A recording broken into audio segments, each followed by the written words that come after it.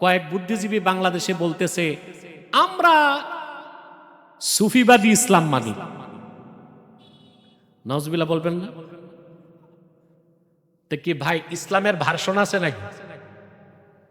ইসলামের ভার্সন আছে, প্যাটার্ন আছে।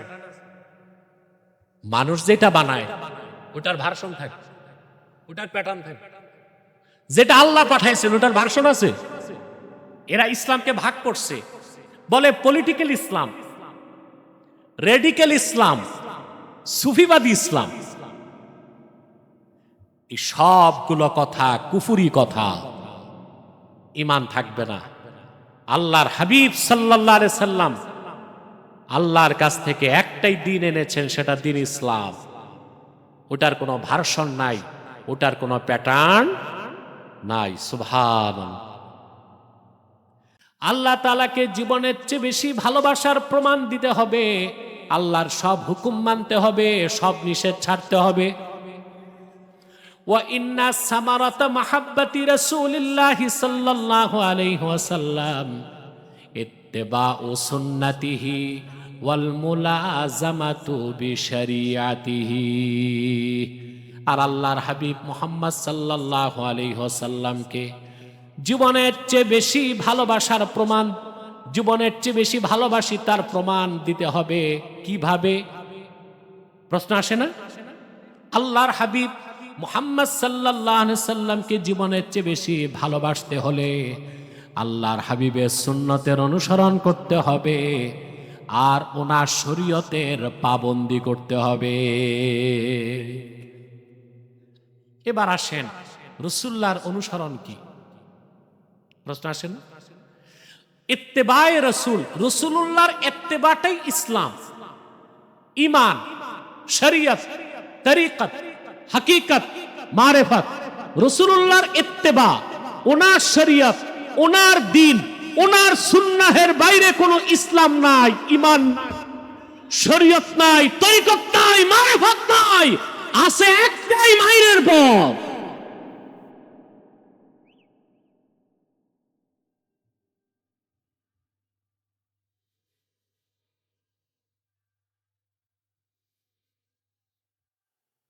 আজকে বাংলাদেশে আগে ছিল একদল বুদ্ধিজীবী, এখন বের হয়েছে আরেক দল বুদ্ধিজীবী। আগের গুলো ছিল লেফটিস্ট, এগুলো হচ্ছে রাইটিস্ট। পার্থক্য এতটুকু, ওগুলো বামপন্থী বুদ্ধিজীবী, এগুলো ডানপন্থী বুদ্ধিজীবী। কিন্তু কোন দলকে মুসলমান বলা যায় না। এরকম এক বুদ্ধিজীবী, কয়েক বুদ্ধিজীবী বাংলাদেশে বলতেছে আমরা সুফিবাদী ইসলাম মানি। নাউজুবিল্লাহ বলবেন না? তো কি ভাই ইসলামের ভার্সন আছে নাকি? ইসলামের ভার্সন আছে, প্যাটার্ন আছে। মানুষ যেটা বানায় ওটার ভার্সন থাকে, ওটার প্যাটার্ন থাকে। যেটা আল্লাহ পাঠাইছেন ওটার ভার্সন আছে। এরা ইসলামকে ভাগ করছে, বলে পলিটিক্যাল ইসলাম, রেডিক্যাল ইসলাম, সুফিবাদী ইসলাম। এই সবগুলো কথা কুফুরি কথা, ঈমান থাকবে না। আল্লাহর হাবিব সাল্লাল্লাহু আলাইহি সাল্লাম আল্লাহর কাছ থেকে একটাই দিন এনেছেন, সেটা দিন ইসলাম। ওটার কোনো ভার্সন নাই, ওটার কোনো প্যাটার্ন নাই। সুবহানাল্লাহ। ইসলামী রাজনীতির কথা বললে বলে এটা তো পলিটিক্যাল ইসলাম। জিহাদের কথা বললে বলে এটা রেডিক্যাল ইসলাম। আর এক জায়গায় বসে তসবিহ পড়লে বলে এইটা ঠিক, এটা সুফিবাদী ইসলাম। জিহাদের কথা বললে বলে কি রেডিক্যাল ইসলাম। ইসলামী রাষ্ট্র খেলাফার কথা বললে বলে এটা পলিটিক্যাল ইসলাম। আর চুপচাপ তসবিহ পড়লে দরবেশি করলে বলে এইটাই তো ঠিক আছে, এটা সুফিবাদী ইসলাম। শুনে রাখো মুসলমান, ইসলামী রাজনীতি পূর্ণাঙ্গ ইসলাম নয়, পূর্ণাঙ্গ ইসলামের অংশ। জিহাদ ফি সাবিলিল্লাহ পূর্ণাঙ্গ ইসলাম নয়, পূর্ণাঙ্গ ইসলামের অংশ। তরিকত, তাসাউফ, ইলমে মারিফত পূর্ণাঙ্গ ইসলাম নয়, পূর্ণাঙ্গ ইসলামের অংশ। ইসলামের কোনো ভার্সন নাই, ইসলামের কোনো প্যাটার্ন নাই। ইসলাম একটাই, রাসূলুল্লাহর অনুসরণের বাইরে কোনো ইসলাম। এক কথায় বলে দিচ্ছে মুসলমান, আল্লাহর হাবিব যেটা আদেশ করেছেন আল্লাহ ওইটারে ফরজ করে দিয়েছেন, যেটা নিষেধ করেছেন আল্লাহ সেটা হারাম বানায় দিয়েছেন। রাসূলুল্লাহ যেটা পছন্দ করেছেন আল্লাহ সেটারে দিন বানায় দিয়েছেন। রাসূলুল্লাহ যেটাকে অপছন্দ করেছেন আল্লাহ দিন থেকে খারিজ করে দিয়েছেন। সুবহানাল্লাহ বলবেন। বুখারী শরীফের হাদিস, হিজরতের পর 16 কি 17 মাস রাসূলুল্লাহ সাল্লাল্লাহু আলাইহি ওয়াসাল্লাম মদিনা মুনাওয়ারাতে বাইতুল মুকাদ্দাসের দিকে নামাজ পড়তেন। মাইকের সাউন্ডটা কানে লাগতেছে, ফিরে আসতেছে, যেটা কানে বাজে ওটা কমায় দাও। মাইকম্যানকে বল, একটা মাইকের আওয়াজ কানে লাগে আমার, এটা এতক্ষণ ছিল না, মানে কোথাও বাধা লেগে আসতেছে, প্রতিবিম্ব হয়। মাইকম্যান আছে জীবিত?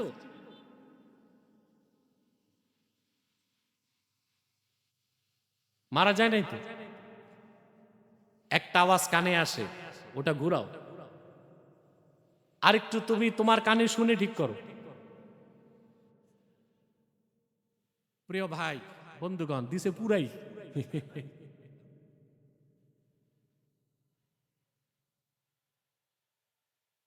সম্মানিত সুধী, সাউন্ড দাও, সাউন্ড। এই প্রিয় বন্ধুগণ,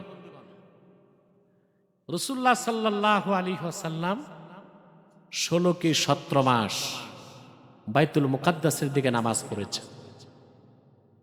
এটা জানেন তো আপনারা?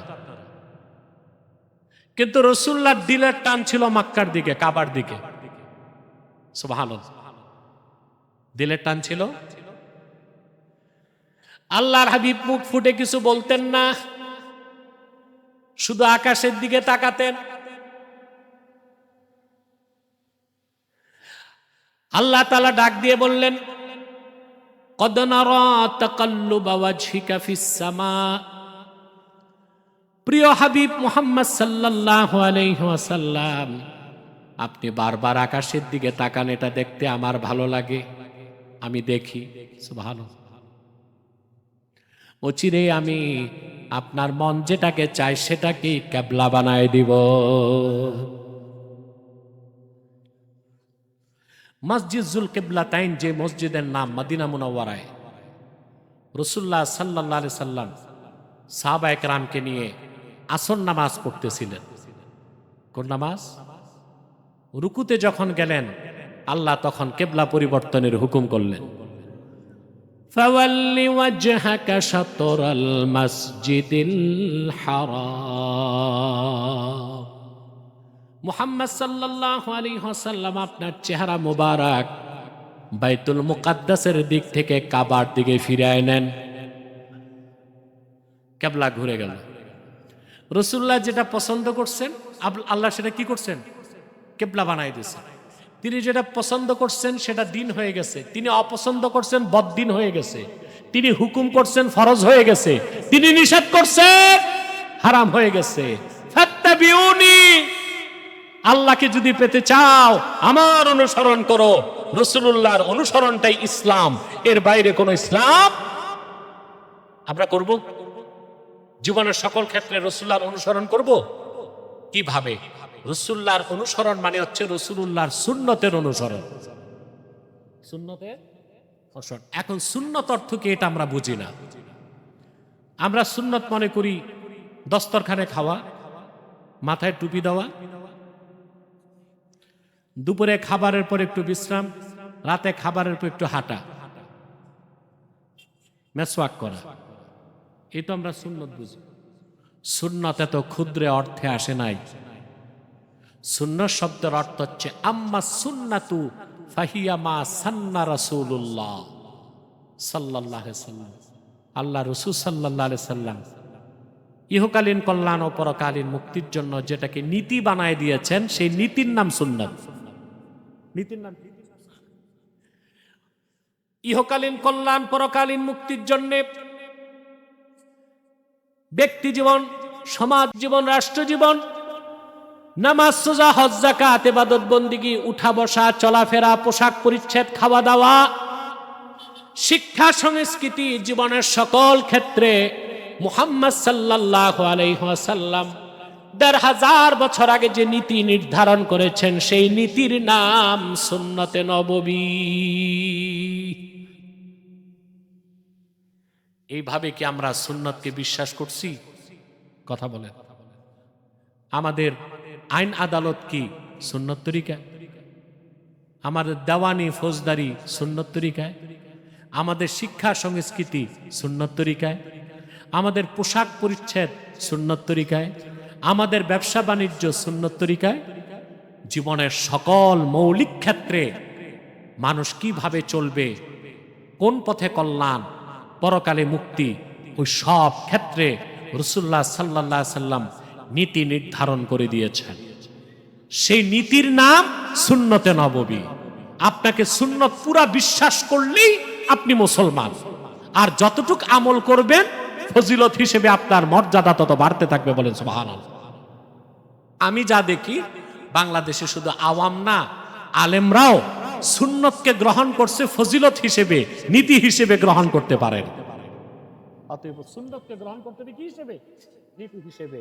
তারপরে আমল করতে হবে ফজিলতের জন্য। আমি একটা উদাহরণ দিই, কথা বলেন। এশার নামাজ কয় রাকাত? 4 রাকাত। পড়ছেন না? এই কোরআন শরীফের কোথাও আছে এশা 4 রাকাত? নাই তো। যোহর কয় রাকাত? আসর, মাগরিব, এশা, ফজর। ৮৩ বার আল্লাহ সালাতের কথা কোরআনে বলেছেন, 5 ওয়াক্তের কথাও বলে দিয়েছেন, কিন্তু কোন নামাজ কয় রাকাত তা বলেন নাই। নীতি নির্ধারণ করে দিয়েছেন আল্লাহর হাবিব নিজে। বলেন সুবহানাল্লাহ। রাসূলুল্লাহ সাল্লাল্লাহু আলাইহি সাল্লাম আল্লাহর পক্ষ থেকে নীতি নির্ধারণ করেছেন, যোহর হবে 4, আসর 4, মাগরিব 3, এশা 4, ফজর 2। সুবহানাল্লাহ। এই যে 4 রাকাত এশা, মুসাফির হলে 2 রাকাত, ঠিক না? এই যে 4 রাকাত এশার নামাজ, এটা নীতি হিসেবে সুন্নত, হুকুম হিসেবে ফরজ। নীতি হিসেবে, হুকুম হিসেবে। এশার নামাজের পর আবার 2 রাকাত সুন্নত আছে, নীতি হিসেবে সুন্নত, হুকুম হিসেবেও সুন্নত। তারপরে আবার 3 রাকাত ফজরের নামাজ, নীতি হিসেবে সুন্নত, হুকুম হিসেবে ওয়াজিব। এরপরে আবার 2 রাকাত আছে নফল নামাজ, বসে পড়লে বেশি সওয়াব, হালকি নফল পড়েন না? নীতি হিসেবে সুন্নত, হুকুম হিসেবে নফল। সুন্নতকে বিশ্বাস করতে হবে নীতি হিসেবে, আমল করতে হবে ফজিলত হিসেবে। আমরা বুঝলাম? এখন একটা বাতিল ফেরকার কথা বলে দিতে হয়। একদল বের হয়েছে এখন সুন্নত অস্বীকার করে, আহলে কোরআন দাবিদার। এরা বলে শুধু কোরআন মানি, হাদিস মানি না। আল্লাহ সাক্ষ্য, কোরআন আমার সামনে। শুধু কোরআন যারা মানে, হাদিস অস্বীকার করে, নিঃসন্দেহে তারা কাফের। আহলে কোরআন না, আহলে শয়তান। কারণ আপনি হাদিসকে বাদ দিলে ইসলামের অস্তিত্ব খুঁজে পাবেন না। পাবেন? যেমন আপনি হাদিস বাদ দিলেন, কোন নামাজের রাকাত নামাজই নাই। কোরআন শরীফের কোথাও আল্লাহ বলেন নাই আকিমুস সালাতা ওয়ারকাউ ওয়াসজুদু, এইভাবে বলেন নাই। কোথাও বলেছেন আকিমুস সালাত, কোথাও বলেছেন ওয়ারকাউ মার রাকিন, কোথাও বলেছেন ওয়াসজুদ ওয়াক্তারিব। এক এক জায়গায় হুকুম করছে। এখন আমরা কি করি? একসাথে সব করি না? দাঁড়াই, রুকু করি, সাজদা করি। একসাথে করার কথা তো কোরআনের কোথাও নাই। বাংলাদেশে একজন সাংবাদিক ছিল আকরাম খা, নাম শুনছেন? এ লোকটা ছিল ওরিয়েন্টালিস্ট, আহলে কোরআন, হাদিস মানত না। তো সে কি করতো? নামাজের সময় আজান হলে দাঁড়ায় নামাজ পড়তো, কিছুক্ষণ দাঁড়ায় থেকে আবার যে পত্রিকায় লেখালেখি করত, আবার এক সুযোগে রুকু করত, আবার একটু খাওয়া দাওয়া করে সাজদা করে এইভাবে নামাজ পড়ত। তা হাদিস অস্বীকার করলে তার নামাজ থাকে না, তো থাকে নাকি? রুকু, সাজদা, দাঁড়ানো, সালাম, গোটা নামাজের স্ট্রাকচার হাদিস থেকে প্রমাণিত হয়। অথবা হাদিস বাদ দিলে ইসলামের অস্তিত্ব থাকে না।